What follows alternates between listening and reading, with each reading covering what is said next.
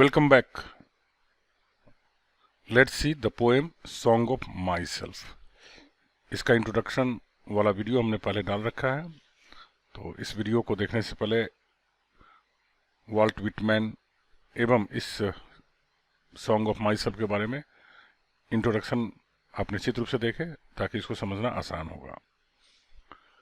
Song of myself by Walt Whitman. वो song of myself एक बहुत ही interesting, life को छू देने वाली एक पोएम है, और यूं कह लीजिए एक सॉन्ग है जिसे बड़ी तन्मयता से पोएट खुद गाते हैं और वो कहते हैं दूसरे लोगों को भी गाने को एंजॉय करने को।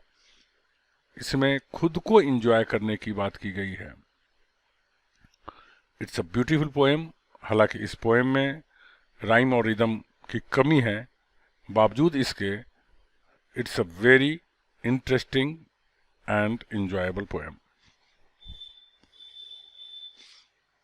आप ये तस्वीर देख करके अनुभव कर सकते हैं कि एंजॉय के मूड में, बड़ी मस्त मूड में, गाने के मूड में कवि है और बताना चाह रहा है कि मैं इसको एंजॉय करता हूँ, आप भी करो। I celebrate my self and Singh my self and what I assume you shall assume. मैं खुद को मनोरंजित करता हूँ, मैं खुद को सेलिब्रेट करता हूँ, खुद का समारोह मनाता हूँ, मैं खुद गाता हूँ। And what I assume, assume मतलब क्या होता है? मान लेना। और मैं मानता हूँ, यू शैल एज्यूम, आप भी उसे मानोगे। यहाँ पे देखो यू के साथ शैल का यूज किया गया है निश्चितता का बोध कराने के लिए। तो ये कहते हैं एंड व्हाट आई एज्यूम, मैं जिस बात को मानता हूँ उस बात को आप भी मानोगे। कहने का मतलब ये है कि मैं अपने आप को आनंदित करता हूँ, इंजॉय करता हूँ, मैं खुद गाता हूँ, आप भी गाओ, आप भी आनंदित हो। और मैं मानता हूँ, क्यों मैं ऐसा मानता हूँ? क्योंकि फॉर एवरी, फॉर का मतलब यहाँ क्योंकि, every atom belonging to me as good belongs to you. इसलिए मैं ऐसा मानता हूँ क्योंकि मैं जिस पार्टिकल से बना हुआ हूँ, मैं जिस कण से बना हुआ हूँ, उतने ही अच्छे कण से आप भी बने हुए हैं। मतलब हम लोग 5 तत्व से मिलकर बने हैं।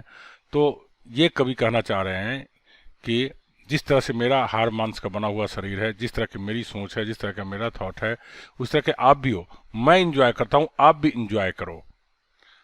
पोएम की भावना ये है कि मैं और आप में कोई अंतर नहीं है, तो क्यों नहीं हम लोग आपस में इंजॉय करें, एक दूसरे के प्रति भेदभाव ना करें, इसको एकदम मस्ती के साथ इंजॉय करें। और मैं ऐसा करो कि मैं इंजॉय करता हूं और आप नहीं कर सकते हो, ऐसा नहीं है। क्यों नहीं कर सकते हो? जिस तरह की बनावट मेरी है उसी तरह की बनावट आपकी है। तो मैं इंजॉय करता हूं, आप भी इंजॉय करो। और इस बात को आप निश्चित रूप से मानोगे, पूरा विश्वास है मुझे, मैं मानता हूं कि आप इस बात को मानोगे। स्टूडेंट्स के बेनिफिट के लिए हमने इसमें पोएम का समरी भी नीचे लिख दिया है इंग्लिश में, तो आप इसको पढ़ करके तैयारी करेंगे। क्योंकि एग्जाम्स में इस तरह के लाइनें दी जाती है और कहा जाता है कि इसकी व्याख्या करें, तो ये आपको काफ़ी हेल्प करेगा। चलिए नेक्स्ट स्टैंजा देखते हैं।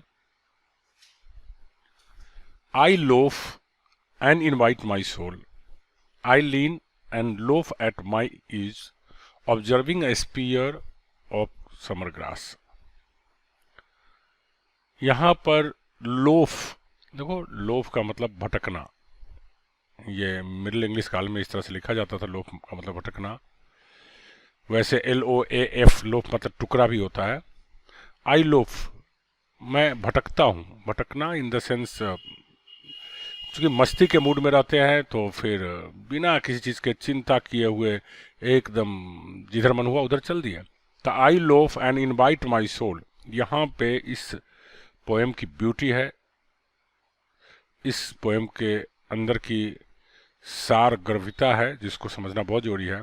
कहते हैं जब मैं भटकता हूँ, मैं जब यूं ही एमलेसली मैं कहीं चल देता हूँ तो बड़ी तन्मयता के साथ मैं जाता हूँ, मतलब मैं अपने सोल को, अपनी आत्मा को भी साथ चलने को कहता हूँ। मैं कहता हूँ कि तुम भी साथ चलो। क्यों? ऐसा नहीं कि मैं चल रहा हूँ, मैं यहाँ हूँ और मेरा मन कहीं और है, ऐसा नहीं है।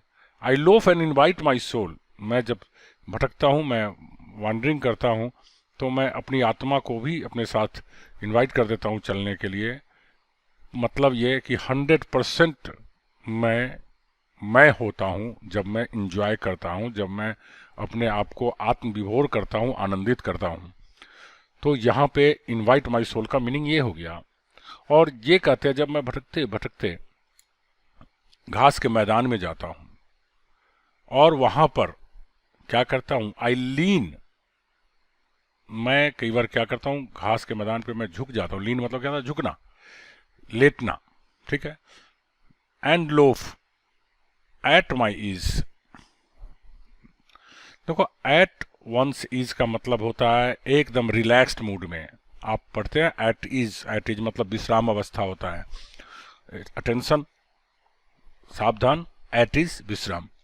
तो जब मैं एकदम रिलैक्स मूड में होता हूँ, एट माई इज मतलब विश्राम की अवस्था में होता हूँ, कोई टेंशन नहीं होता है, कोई और बात मेरे दिमाग में नहीं होती है, और मैं कभी भटकता हूँ, कभी मैं घास के मैदान में लेटता हूँ, तो इतना ज़्यादा मैं 100% वहाँ होता हूँ, इतना रिलैक्स्ड होता हूँ, इतना अपने आप को आनंदित करता रहता हूँ कि वहाँ की हर चीज़ों को मैं समझता हूँ, ऑब्जर्व करता हूँ।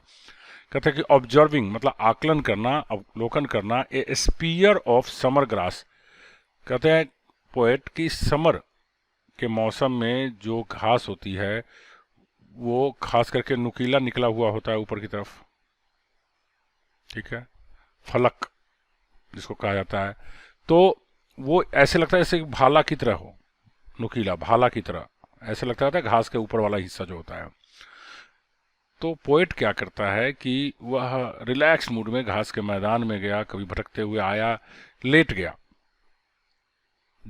तो लेटता है तो उस घास के स्पीयर की, घास का जो गर्मी के मौसम का जो घास का जो भाला लुपी है उसको चूभता है, और उन चीज़ों को भी वो महसूस करता है, फील करता है। कहने का मतलब वो पूरी तरह से पोएट रिलैक्स्ड है, इंजॉय कर रहा है, जिसकी वजह से वह हर चीज़ को महसूस कर रहा है, फील कर रहा है। क्योंकि आप 100% वहाँ नहीं होंगे तो छोटी मोटी चीज़ें आपको होती भी रहेगी आपके बॉडी के साथ, तो आपको नहीं महसूस होगा। तो पोएट इसलिए कहते हैं कि आई इंजॉय माई सेल्फ, और आप भी इंजॉय करो, क्योंकि हम आप दोनों एक जैसे पार्टिकल से ही बने हुए हैं। तो बहुत मीनिंगफुल है ये, इसको आप कंटिन्यू करेंगे, पढ़ेंगे। नेक्स्ट है, ये एक डेडिकेशन है अपने देश के प्रति, और अपनी भावना को जागृत करते हैं, और ये सभी लोगों को कहते हैं। देखो, हालांकि ये वॉल्ट विटमैन अमेरिकन थे, और इन्होंने अपनी ग्रेटिट्यूड दिखाई है अमेरिका के प्रति, और अमेरिका के लोगों को संबोधित करते हुए ये कहते हैं, my tongue every atom of my blood formed from this soil this air. कहते मेरी जुबान, मेरे खून के कतरा कतरा, एक एक बूंद, एक एक कण इसी सॉइल से, इसी धरती से बना हुआ है, इसी हवा में बना हुआ है। बॉर्न हेयर ऑफ पेरेंट्स, मेरे माता पिता यहीं जन्म लिए थे। बॉर्न हेयर फ्रॉम पेरेंट्स, वो अपने माता पिता से यहाँ जन्म लिए थे। द सेम, उसी तरह से। And their parents the same, और उनके भी माता पिता जो थे एकदम वैसे थे। कहने का मतलब यह है कि मेरे पूर्वज, मेरे माता पिता, मेरे माता पिता के माता पिता, उनके माता पिता, वो सब के सब इसी धरती पर जन्म लिए हैं, इसी हवा में और हवा में पले बढ़े हैं, और हम आप सब एक जैसे हैं। यहाँ पे कवि की व्याख्या काफी विशाल है। इसके दो आशय निकाले जा सकते हैं। एक कि पूरे मानव जाति के लिए ये कह रहे हो, धरती वासी के लिए कह रहे हैं कि जिस तरह से मैं बना हूं उसी तरह से इस धरती पे आप भी बने हो, आप भी इसी धरती पे हवा पानी लिए हो और बने हो, आपके माता पिता भी इस धरती पे थे, उनके माता पिता भी इस धरती पे जन्म लिए थे। क्या अंतर है? कोई अंतर नहीं है। इसलिए मैं इंजॉय करता हूं, आप भी इंजॉय करिए। ठीक है। I now 37 years old in perfect health begin hoping to seize not till death। Poet जिस समय इस पोएम को लिख रहे हैं उस समय वो 37 years old है और वो एक बहुत ही अच्छे स्वास्थ्य में है। और वो कहते हैं कि देखो मैं 37 years old हूं और एक बहुत अच्छी हेल्थ है, मेरी परफेक्ट हेल्थ है, और मैं आशा करता हूं कि ये अच्छी हेल्थ नहीं रुकेगी जब तक कि मैं मर ना जाऊं। मतलब मेरे मौत तक, मेरे जब तक जिंदा हूं तब तक मेरी हेल्थ अच्छी रहे। देखो सीज, CEASE, सीज मतलब होता है जब्त करना, रोकना, स्थगित करना, और SEIZE सीज मतलब होता है जब्त करना। तो ये अलग सीज है, उच्चारण सेम है, इसलिए कंफ्यूज नहीं होना। तो ये कवि कहते हैं कि 37 years old हूं और मेरी अच्छी सेहत है और मैं उम्मीद करता हूं कि मेरे मरने तक मेरी सेहत अच्छी रहेगी। मतलब सारी बातें ये कर रहे हैं, इंजॉयमेंट की बातें कर रहे हैं, कि अच्छी हेल्थ है, आपकी भी अच्छी हेल्थ है, मैं इंजॉय कर रहा हूं, मैं गीत गा रहा हूं, आप भी इंजॉय कीजिए और आप भी जीवन के गीत गाइए।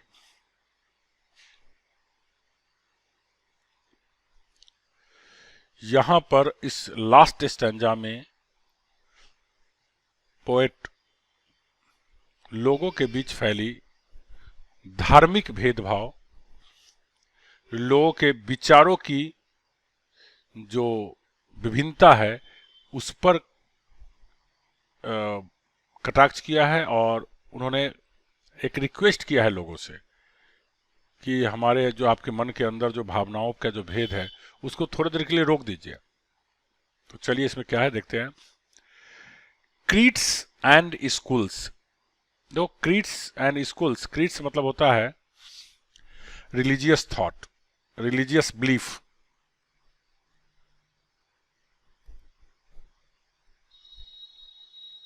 ठीक है। और स्कूल्स मतलब थॉट, विचार।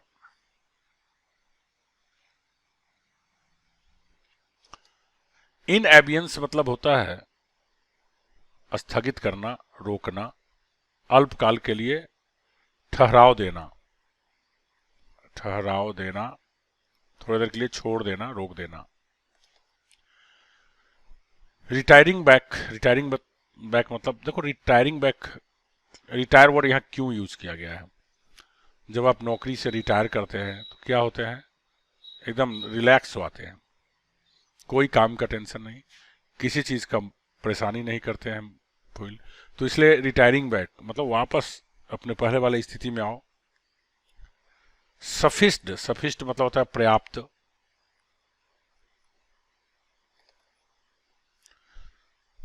फॉरगॉटन मतलब भूला जाना। हार्बर मतलब सपोर्ट। ठीक है। वैसे बंदरगाह को भी बुलाया जाता है, उसमें BOUR होता है। हैजर्ड, हैजर्ड मीन्स होता है खतरा। और यहां पे चेक वर्ड यूज किया गया है, इसका मतलब होता है रोक करना। अब यहां पे भाषा की सुंदरता देखिए। कहते हैं कि आपकी जो धार्मिक लोगों से कहते हैं, लोगों में जो भेदभाव है उस पर लोग ये कहते हैं कभी कि आपकी धार्मिक विश्वास या आपका जो सोच है वो पर्याप्त है और वो जो भी है पर्याप्त है, अच्छा है, सही है, उसे भूला भी नहीं जाना चाहिए। लेकिन कुछ देर के लिए क्या कीजिए, उसको थोड़ा सा रोक दीजिए, थोड़ा सा पॉज दीजिए, धार्मिक भेदभाव को पॉज दीजिए, रोकिए, अपने विचार को थोड़ी देर के लिए रोक दीजिए। ठीक है। वो अच्छे हैं, बुरे हैं, जो भी है, मैं भी उसका समर्थन करता हूं। ठीक है।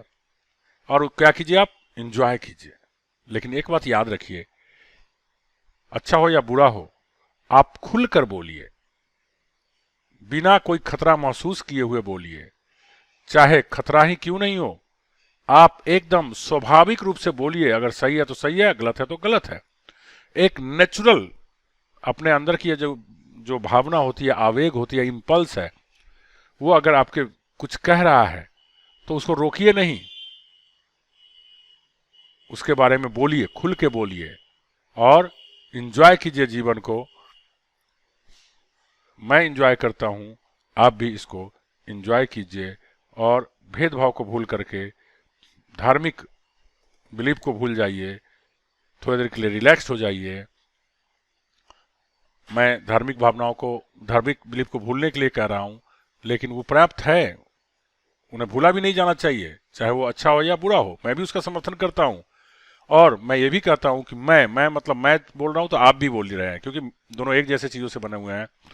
तो चाहे कोई भी सर्कमस्टांस क्यों नहीं हो, कोई भी स्थिति क्यों नहीं हो, हम आप खुल करके बोले, अगर उसमें गलत है तो गलत को बोले, सही है तो सही को समर्थन करे और एकदम स्वाभाविक रूप से, स्वाभाविक एनर्जी के साथ बोले, उसको रोके नहीं। तो इस तरह से पोएट जो है बहुत ही डेप्थ में बातें कही है। हालांकि उन्होंने लाइफ को एंजॉय करने के लिए कहा है और आपसी भेदभाव को भूल जाने के लिए कहा है। इसका यूनिवर्सल इम्पैक्ट है इस पोएम का और काफी व्यापक अर्थ है इसका। डिटेल्स में मैंने दे दिया है। बच्चों की सुविधा के लिए मैंने एक और काम किया है कि पूरी पोएम की जो सार है, समरी है, वो हिंदी और इंग्लिश दोनों में हमने दे दिया है। आप इसको पॉज करके नोट कर लेंगे, स्क्रीनशॉट ले लेंगे, ताकि एग्जाम्स में आप बेहतर कर सकें। तो ये है इंग्लिश में, इसको समरी हमने दे दिया है। Song of myself is an outstanding poem. Song of myself एक बहुत ही विलक्षणकारी कविता है। It has been composed by the greatest American poet Walt Whitman. इसे अमेरिका के एक महान कवि वाल्ट विटमैन के द्वारा बनाया गया है। देखो कंपोज वर्ड क्यों यूज किया गया है, संगीत लय वाली चीज़ है, ये गाना है एक तरह का, तो संगीत को क्या किया जाता है, कंपोज किया जाता है, बनाया जाता है। इन दिस प्रेजेंट पोएम, इस वर्तमान कविता में the poet Walt Whitman expresses his sentiment of humanity. इस कविता में वाल्ट वाइटमैन अपनी मानवता के प्रति अपनी भावना को व्यक्त किया है।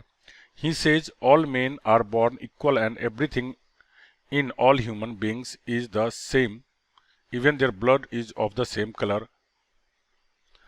इसमें कवि कहते हैं कि दुनिया में जितने भी लोग हैं, मानव है, सब एक समान है, यहाँ तक कि सब लोगों का ब्लड भी एक जैसा चीज़ है, एक ही जैसा है। But the poet is very much in pen eight seeing the quarrel between two religions. लेकिन जो कवि है, जब दो धर्मों के लोग आपस में लड़ते हैं तो यह देखकर उनको बहुत दुख होता है। At last the poet suggest to us, अंत में पोएट हमसे कहते हैं, that every one should think that there is nothing in life except brotherhood.